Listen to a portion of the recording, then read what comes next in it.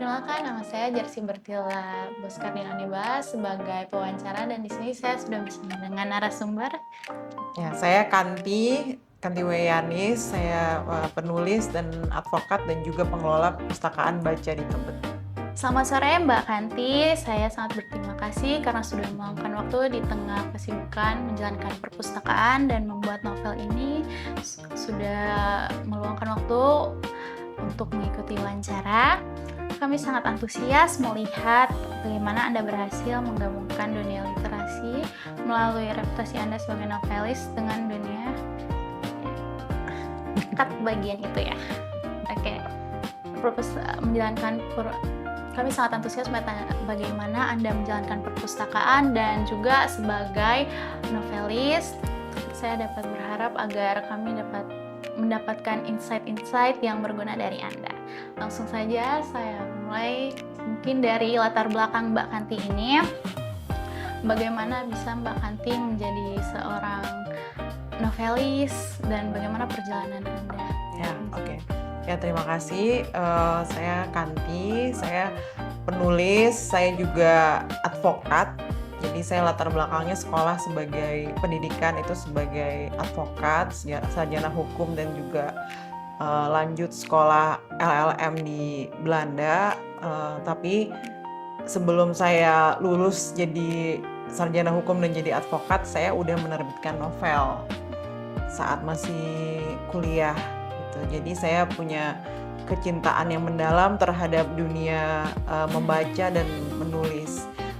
Karena dunia baca dan menulis tuh seperti beriringan ya. Kalau suka baca, lama-lama jadi kepengen bikin buku juga, jadi pengen nulis juga, ya gitu. Terus banyak keresahan-keresahan yang ingin saya sampaikan atau pemikiran-pemikiran yang ingin saya sampaikan, dan saya merasa bahwa ya kalau lihat buku-buku saya kebanyakan isunya isu-isu sosial, fiksi tapi mengangkat isu-isu sosial gitu. Misalnya seperti sebelum buku yang ini buku terakhir judulnya Kain, buku yang sebelumnya novel Cita-Cita Titik Dua Petani itu mengangkat tentang anak-anak jenius, anak jenius namanya Tama, tapi dia cita-citanya ingin jadi petani.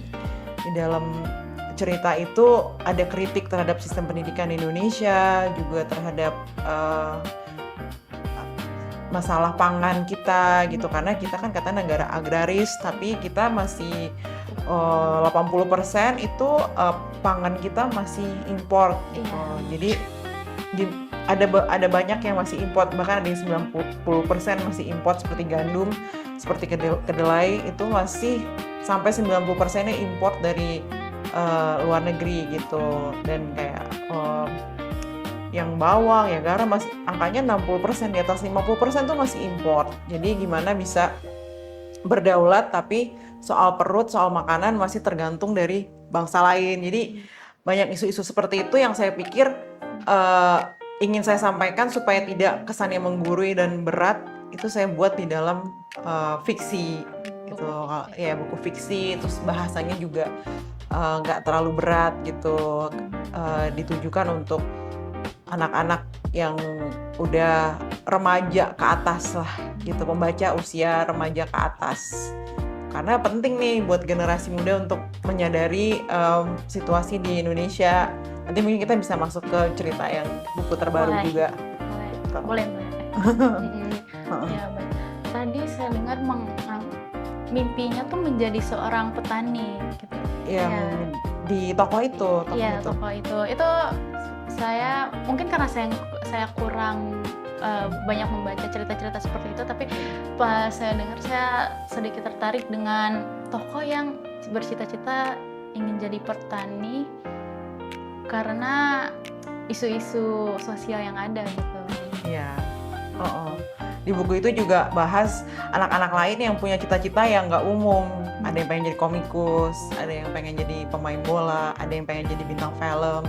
Kan selama ini biasanya anak-anak itu disuruh sekolah atau kuliah yang menghasilkan uang nantinya gitu. Padahal sekolah tuh sebenarnya bukan buat itu, bukan supaya kita nantinya dapat pekerjaan tertentu, tapi sekolah tuh harusnya membuat anak jadi bisa berpikir bagi dirinya sendiri. Dia punya kesadaran, saya melakukan ABCD ini karena saya perlu, karena saya mau. Jadi mau ditaruh dimanapun, mau kerja apapun, dia bisa bertanggung jawab atas perannya gitu. Manusia kalau dia punya kesadaran penuh, dia akan bertanggung jawab dimanapun dia ditempatkan. Iya gitu. Kalau sekarang kan sepertinya dibikin seperti robot gitu, harus ngikutin aturan. Apalagi banyak orang yang bilang, gimana nih sekarang di tengah-tengah AI teknologi.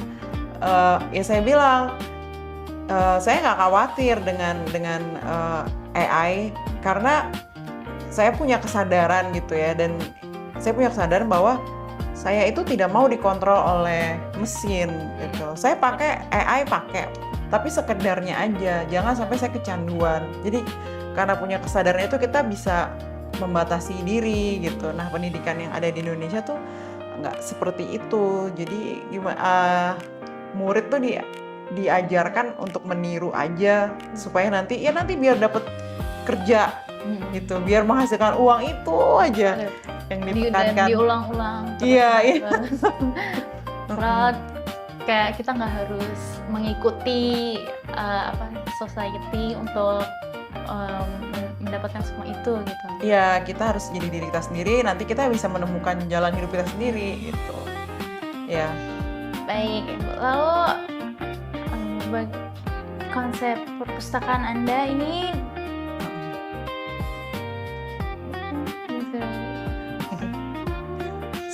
spontan. Di perpustakaan saya sudah saya sudah ke perpustakaan Anda sendiri dan saya melihat bagaimana nyamannya perpustakaan Anda untuk membaca, dan itu vibes-nya sangat vintage. Lalu apakah perpustakaan Anda ini menjadi salah satu inspirasi Anda untuk membuat karya Anda yang paling terbaru ini, yaitu buku kain? Enggak sih, beda banget ceritanya. Tapi perpustakaan ini memang dibangun untuk menunjukkan kepada pengurus negara dan juga masyarakat bahwa ya kan kemarin Menteri Pendidikan Tinggi dan Menengah kan bilang katanya minat baca orang Indonesia rendah. Itu udah diulang-ulang, udah kayak pemerintahan yang sebelumnya, rezim sebelumnya juga itu terus diulang-ulang gitu. Ya saya dan pendiri yang satu lagi, rekan saya, Bang Win Muldian, itu kami ingin menunjukkan bahwa orang Indonesia itu minat bacanya tidak rendah, dan riset-riset dari luar negeri itu harus ditanya metodologinya apa, cara membuat kesimpulan itu apa gitu. Jangan segala yang dari luar negeri itu kita tidak kritis gitu. Dan ya kami menunjukkan bahwa dengan membuat tempat perpustakaan yang nyaman, yang tidak angker, yang tidak panas, yang didesain dengan baik, dan buku-bukunya juga bisa dibaca, orang akan datang. Karena perpustakaan kami ini juga tidak gratis. Orang untuk masuk ke perpustakaan kami itu harus menjadi anggota gitu, dan itu ada biayanya. Jadi ada pengunjung harian itu 35.000, ada yang bisa 1 bulan penuh itu 100.000, ada yang 3 bulanan 250.000, terus ada yang setahun itu 800.000 gitu. Dan banyak peminatnya, bisa lihat sendiri kan tadi gitu. Orang mau datang karena tempatnya memang dibuat nyaman. Jadi selama ini permasalahannya kalau pengurus negara bilang minat baca orang Indonesia itu kurang karena bukunya nggak ada. Terus tempat membacanya pun tidak memadai. Terus selain itu juga harga buku mahal gitu. Nah, perlu dikasih catatan juga, kami mengelola tempat ini itu sangat independen, tidak ada donatur, tidak ada bantuan dari APBN manapun. Karena itu kami menerapkan tadi ada biaya, tapi itu sedikit sekali kalau dihitung ya. Misalnya ada kalau dibandingin co-working space, karena perpustakaan itu sebenarnya di original co-working space gitu. Banyak orang yang nggak nyadar gitu, karena dikiranya perpustakaan itu cuma buat baca buku. No. Perpustakaan itu tempat kita nulis, tempat kita menuangkan pikiran gitu. Dan kami juga bikin konsepnya di sini, perpustakaan tuh tempat ruang bertemu gitu, bertemunya ide gitu. Jadi kita bisa ngobrol di atas kan boleh ngobrol gitu, perpustakaan di sini di lantai 1 boleh ngobrol, boleh makan gitu, karena prinsipnya adalah merawat pengetahuan. Perpustakaan itu bukan tempat buat majang buku gitu. Hanya pajangan gitu. Ya, terus dengan adanya perpustakaan yang nyaman seperti itu tentu jadi menstimulasi proses menulis jadi lebih cepat, jadi lebih nyaman gitu. Kalau dihubungkan dengan buku yang baru terbit ini gitu. Nah, saya juga pernah ke Perpustakaan Nasional dan itu emang perbandingannya 180 derajat dengan yang di sini. Kayak kalau yang Perpustakaan Nasional itu tempatnya sangat amat apa ya saya sebutnya karyawan banget gitu. Iya. Jujur aja kayak saya di sana tuh kayak orang tuh emang mungkin sama ya, banyak yang bekerja juga di sini dan di sana banyak yang memanfaatkan perpustakaan untuk menjadi tempat mengerjakan tugas, bekerja dan lain-lain. Tapi di sana itu sangat bahasanya apa ya, kayak penuh dengan tekanan gitu. Kaku banget dengan dari nuansanya dan dari keseluruhan interior. Dan sedangkan di sini itu tuh sangat vibes-nya rumah banget, sangat nyaman. Homey ya. Sehingga mungkin jadi lebih santai dan kayak nggak dikejar waktu mungkin kalau membaca. Benar. Dan saya juga penasaran dengan di sini tuh apa sih buku-buku yang menurut Mbak Kanti ini paling wow gitu, paling gong yang sampai Mbak Kanti tuh pengen setiap yang kesini tuh kayak harus lihat buku ini. Banyak sih ya, banyak. Susah tuh kalau ditanya seperti itu karena saya juga pembaca ya. Kemanapun saya pergi, saya tuh bawa buku. Nah, orang bilang, kenapa sih bawa buku cetak? Apa sih bedanya dengan bacaan yang ada di gadget kita gitu, yang ada di gawai kita? Karena kalau baca buku tuh kita lebih fokus. Terus udah banyak penelitian juga, bagaimanapun juga tubuh manusia ini kan kita analog ya. Kita tuh butuh sensori, kita butuh menyentuh. Itu lebih lama kita ingetnya daripada kita baca lewat gadget kita, walaupun sama-sama buku kan e-book ya. Tapi kalau kita menyentuh itu lebih, udah ada penelitiannya gitu. Bukan cuma dari penelitian tapi juga saya ngerasain sendiri kalau kita pegang buku fisik sama pegang Kindle, biasanya kita lebih inget yang buku fisik gitu, karena memang ya gimana pun juga kita belum jadi robot.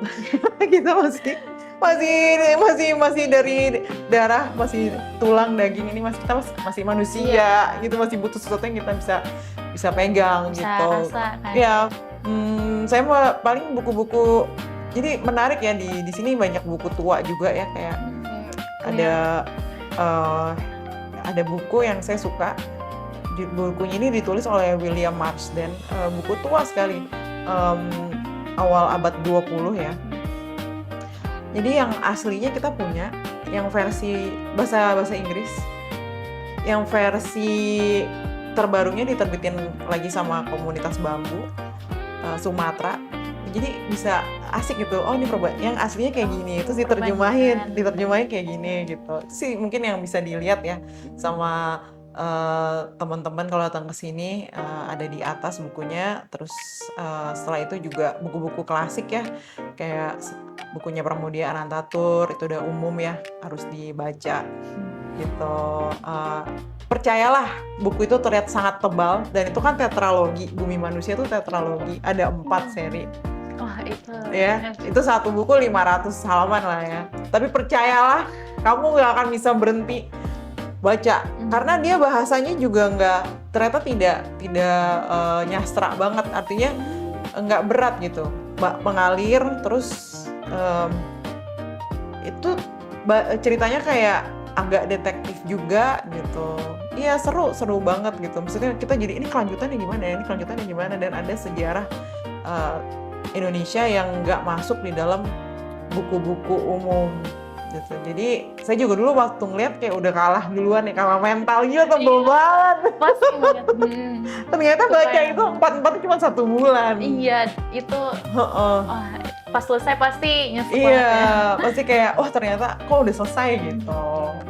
Jadi saya ajak teman-teman yang kalau yang ke Baca di Tebet untuk ngelihat itu tadi seru, lihat buku kuno, terus ternyata udah ada yang versi modernnya, terus diterjemahin di dalam bahasa Indonesia, jadi bisa bandingin tuh buku asli sama Kopi. ya buku yang versi baru dan terjemahan gitu. Terus ada Pramudia Atatur, terus banyak lah buku-buku lain yang bisa dilihat. Saya punya rak rekomendasi, kalau lihat di atas itu ada rak anti.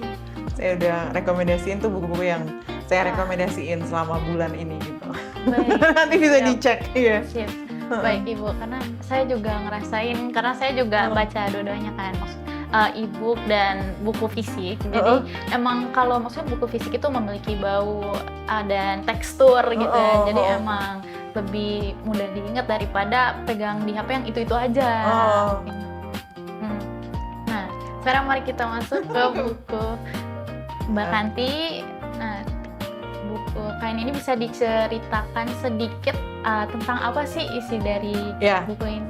Oke, jadi sebelum saya masuk ke isi ya, saya mau memperkenalkan. Jadi dari penerbit Sebermula, saya juga ikutan di sini di penerbit Sebermula. Di Sebermula ini ada penerbitan yang dimiliki oleh Perpustakaan Baca di Tebet juga. Jadi kami untuk membiayai perpustakaan ini banyak yang kami lakukan, ada restoran, terus ada penerbitan gitu ya, sama tadi ada sedikit biaya masuk ya, supaya kita bisa berjalan dan independen. Nah, kami ingin memperkenalkan namanya sastra grafis. Jadi sastra grafis ini adalah kolaborasi teks dengan visual. Teksnya tuh teks sastra ya. Ini bisa dilihat, ini utuh ya.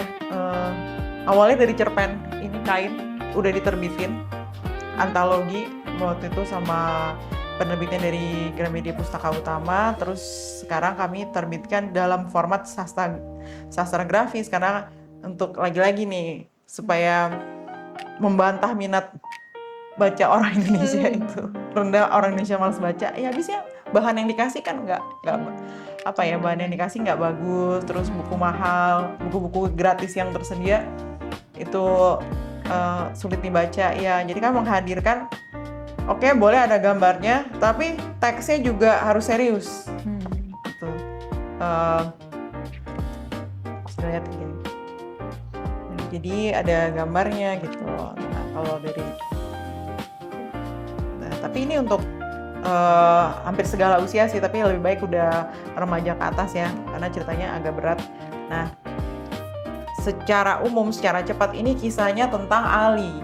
Ali adalah seorang pemuda dari Yaman. Kita mungkin banyak yang nggak tahu bahwa di Yaman itu ada juga konflik, ada perang seperti seperti di Palestina, seperti di Kongo, di Sudan gitu. Tapi kita orang Indonesia banyak yang nggak tahu. Padahal orang Arab di Indonesia ini kebanyakan datangnya dari Yaman. Turunan Yaman tuh banyak sekali, seperti Najwa Shihab, ya mereka semua tuh keturunan Yaman, banyak lah gitu.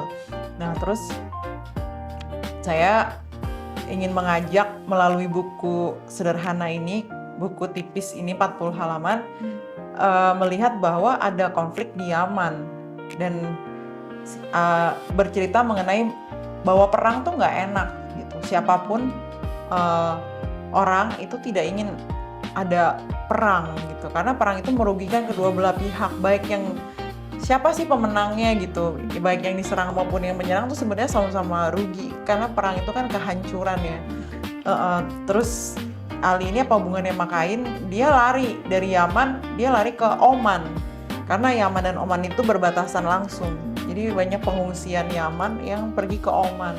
Lalu di Oman dia menjadi seorang pekerja ilegal, karena kan dia pelarian, refugee gitu ya, pengungsi. Dia nggak punya pilihan, dia tapi harus bertahan hidup, dia kerja. Dan suatu hari di kehidupan yang monoton. Ketika dia udah menjadi kehidupan yang monoton, dia udah sebatang kara gitu ya. Dia lagi jemur baju, terus dia lihat di jemuran gitu ada kain yang sangat beragam berwarna-warni, karena di sana rata-rata bajunya polos-polos aja gitu. Ya warna-warnanya monoton gitu, dan dia bertanya-tanya ini kain dari mana ya gitu, nggak pernah lihat gitu kan. Udah bisa ditebak belum kainnya apa? Iya, nah dari situ dia akhirnya ya nanti ceritanya membawa dia akhirnya ya berkenalan dengan Indonesia gitu. Tapi ya ada banyak pesan di sini gitu. Sekali lagi saya pengen ini isunya berat tapi jangan berpaling. Karena kita kebanyakan aduh ini apa perang, banyak pertumpahan darah, selalu kita berpaling dari isu yang berat ini. Jangan berpaling, dan saya mencoba untuk menyajikan isu yang cukup berat ini dengan tampilan yang ringan dan menghibur gitu. Nah ya ini mungkin juga setelah melihat isinya sendiri, saya yakin orang yang nggak demen baca pun akan jadi suka membaca melihat ilustrasi-ilustrasi yang ada dengan teks-teks yang ditaruh, lalu kalimat ilustrasi. Baik. Nah sekarang apa sih yang akan Ibu kan? Sekarang apa yang akan Mbak Kanti lakukan ke depannya nih? Setelah merilis buku ini, apakah ada inovasi-inovasi lain yang ingin Mbak Kanti kembangkan? Ya tentu akan terus menulis, terus rencananya juga buku ini akan diterjemahkan ke bahasa Inggris supaya bisa dibaca juga oleh publik internasional gitu, karena isunya isu internasional juga ya, supaya jadi jembatan diplomasi juga bagi Indonesia dan negara-negara lain gitu ya. Itu sih kalau terkait teks, dan terus banyak hal yang masih ingin saya perjuangkan buat hak-hak penulis di Indonesia gitu, karena kami memandangnya bahwa penulis ini, kita kan selalu bicara mau mencerdaskan bangsa gitu. Salah satunya mencerdaskan bangsa itu menurut saya harus mensejahterakan penulis, karena kan penulis yang memproduksi buku-buku. Jadi dari buku-buku ini nanti bisa jadi film, bisa jadi konten apapun gitu. Tapi kalau penulis yang nggak sejahtera, bagaimana bisa dia menuangkan pikirannya dengan utuh dan mengeluarkan pikiran-pikiran otentik yang bisa mencerdaskan para pembaca gitu. Jadi penting sekali untuk mensejahterakan penulis. Baik, kita sudah sampai di penghujung acara. Saya mendapat banyak insight-insight dari Mbak Kanti yang saya sebagai pembaca juga ingin bertemu dengan seseorang penulis yang bisa saya juga pernah mencoba menulis, tapi maksudnya hanya di e-book aja gitu, nggak saya tulis fisik. Nah, cuma saya ingin lihat bagaimana sih kalau penulis itu gitu. Dan sekarang saya sudah mendapatkan kesempatan. Saya sekali lagi terima kasih karena saya juga terima kasih. Mbak Kanti sudah meluangkan waktunya. Baik, sekian wawancara saya dengan Mbak Kanti. Sekian, terima kasih.